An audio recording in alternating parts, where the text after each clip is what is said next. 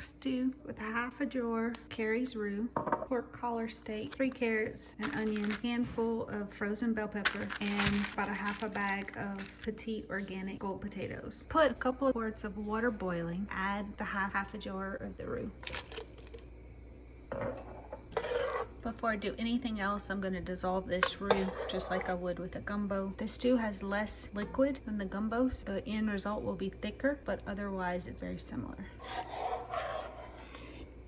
While this roux is dissolved, I'm going to go ahead and cut up the onion, carrots, the potatoes, and the meat. This is the pork collar steak from Seven Sons. It's not quite a pound, and it's just one thick steak. It looks like one giant boneless pork chop. If I would have gotten 2, I possibly would have cooked them as giant steaks, but there's only 1, so I'm going to cut it up and season it, and that's what I'm going to use in the stew. I peeled the 3 carrots. This is going to go in the freezer with my scraps for chicken broth. Here's the potatoes. It's important to use a pot with enough depth because the roux could boil over. After about 4 or 5 minutes, it'll calm down and it'll go back down. You can see how high it got, so it doubled in size. I cut up the shoulder roast, seasoned it with Cajun seasoning, cut up the onion, pulled a few bell peppers out of the freezer. Much thicker than a gumbo, which is exactly what you want for a stew. First thing we're gonna add is our onion, bell pepper, pork, and the carrots. We'll have a lot of water.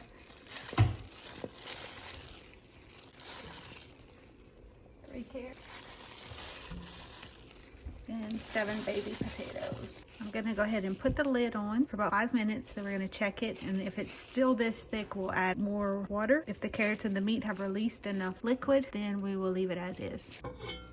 As you can see, the onions, carrots, the potatoes, the pork all released a lot of liquid, so we did not need to add any more. It's thicker than a gumbo, but very similar. A gumbo does not have vegetables like carrots and potatoes. Very seldom do people ever put pork in a gumbo either, besides sausage. It's looking good. We're gonna lower the heat to medium-low, and we're gonna cook another 10 minutes and check the potatoes and the carrots. Once the potatoes and the carrots are soft, it'll be ready.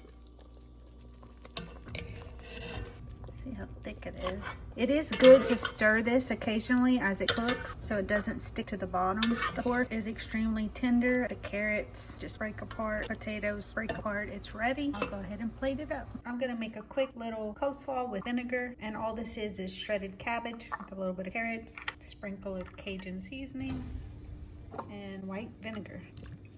Give it a quick little stir, and you have a nice little side.